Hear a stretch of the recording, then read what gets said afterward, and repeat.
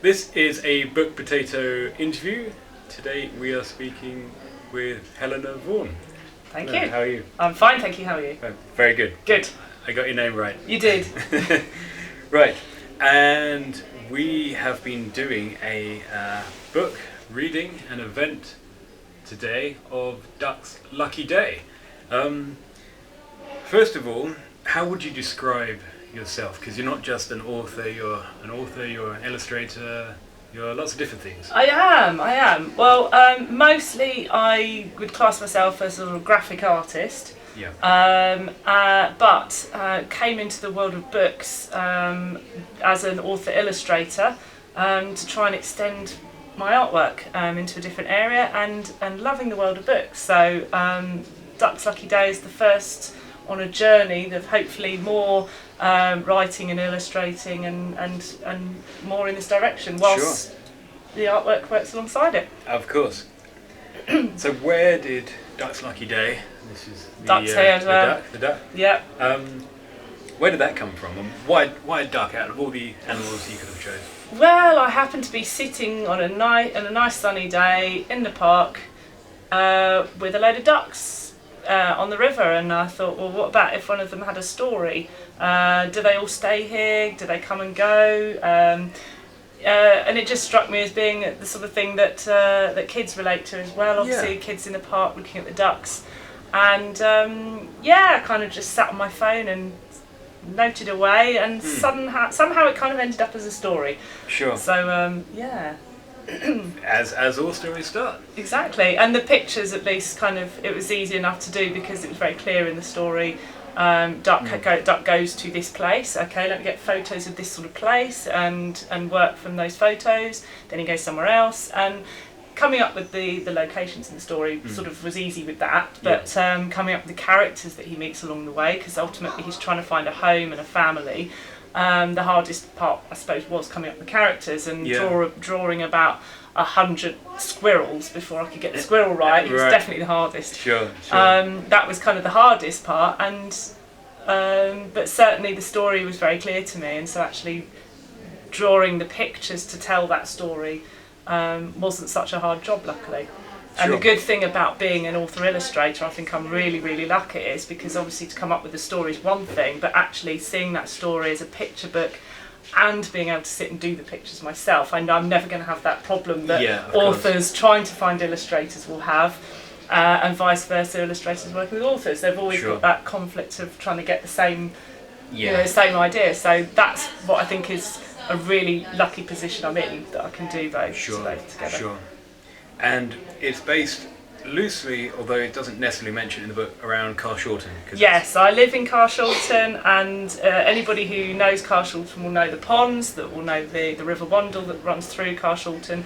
And so ducks kind of do feature, I suppose they feature just as much in Leatherhead, it seems, but true. But ducks are kind of a feature in Carshalton. Sure. So I wanted to make sure that it was a character that kids could sort of relate to, and certainly the scenes in the book that local kids will look at and say, I know that place. The adults will relate to it as well, obviously. With a picture book, it's important. But as you said, at no point have I mentioned Carshalton in there, so I'm hoping that obviously by coming to Leatherhead that kids might not know the views, but they certainly still relate to the story, and that story, could be anywhere, really. Sure. You also have a few other books coming out in the near I've got future. a few up here on paper, in my phone. I've got various stages. I was even sitting on the bridge that's in the book the other day watching little ducklings, and I came up with an idea for what could potentially be a sequel to Duck, so watch this space. But yes, I've certainly got another couple of books that are kind of in the pipeline, and they're on the to-do list, and I'm picking away at them, so I'll see where those go and see what happens with them. So I suppose, keeping that kind of in mind, anyone watching this who's not produced a book yet, but have got an idea, they've had an idea for a long time, be it, say, a children's short story. What would you say, from your experience of producing Duck's Lucky Day and the other ideas you've got, what is the sort of do's and don'ts? What is the most important thing to do and maybe not to do? Certainly from my sort of background of sort of graphic design and understanding target audience, certainly with picture books, I know, I'm a mum, I've read enough picture books myself, and I have seen people who sort of struggle with the idea of actually pitching picture books to the kids, but also to the adults. The adults will read the book maybe 100 times if it's a popular one, so you want it to attract to both. Getting the language right, if you're pitching at kids, obviously getting the age right as well, and I certainly pitch this at the age that my kids are at, so I've kind of got a bit of experience of reading that sort of level of books. But certainly one of the books that I've got sort of in planning stages, again I've read it. I've read the manuscript to kids of all ages, to parents, to people of all different sort of, all quite a wide spectrum, just to sort of gauge ideas, and you see if it's working or not, and certainly reading it out a lot of times, seeing if it works or not. And just making sure that the story that's in your head and the story that you're trying to say actually is what's coming across. Yeah. I do look at a lot of social media pages where there's a lot of authors and or illustrators that are having those conversations about, I've got a book, I've got a story idea, how do I go about it, should I do it, how hard is it?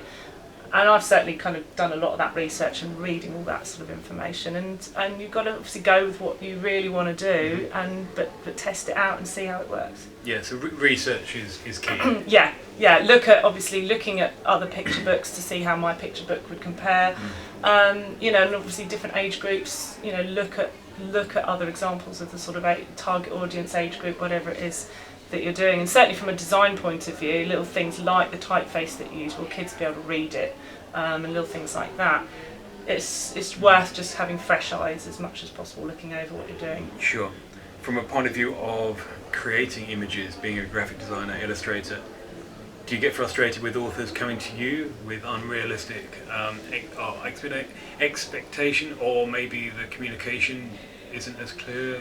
I suppose it's kind of certainly, like, obviously if an author wants to work with an illustrator, certainly some will have a really clear idea of what the story is, but not necessarily how they want it to look. I suppose that's kind of will work for some people, but obviously some illustrators will really want a clear idea of what does that character look like, where does that location, what does the location look like, what does it, the ambience and the feeling that you're trying to get from it. So it really is a balance of finding the right communication. Yeah, if how much does the author know what they want? Do you think authors some authors, maybe ones that are early on in their career, almost hope that the illustrator will fill in all the gaps? Well, I suppose, I know that picture books are obviously very different to books for older kids, because they're so reliant on the imagery, and in some ways I suppose actually there's less given away in the story if it's written. Obviously if you've got ideas of the little footnotes about whether or not the character has a certain expression when they're saying a line. Is there a certain, is it light or dark or scary in the location when things are happening, and the little details like that, how much they're worked out by the illustrator and then presented to the author, I don't know. It's definitely communication key. Sure. Yeah. Sure. So if anyone's interested in both yourself as your work as an illustrator, your future books, or even Duck Lucky Day, Duck's Lucky Day even, how could they follow you, get hold of you? Obviously it's available in Bookpotato and Leatherhead, but it's probably available other places too. It's, obviously Bookpotato and Leatherhead is a really good place to come and get Duck, there you go. But mostly because my background is more sort of graphic art, it's via my website, so helenavaughan.co.uk, but I'm also on Facebook and Instagram and on Twitter sometimes. There's sort of stockists and things, all information's on the website, but Great. try and thank you very much for coming in and doing the activities, doing the book reading. And, Thank you chatting very to us. much for having me. It's been a lovely morning. So, and I think Duck's enjoyed himself and he's had a few hugs. Would you like Certainly a hug? has. I would love a hug. Thank you for having me. Thank you. Us. Us, yes.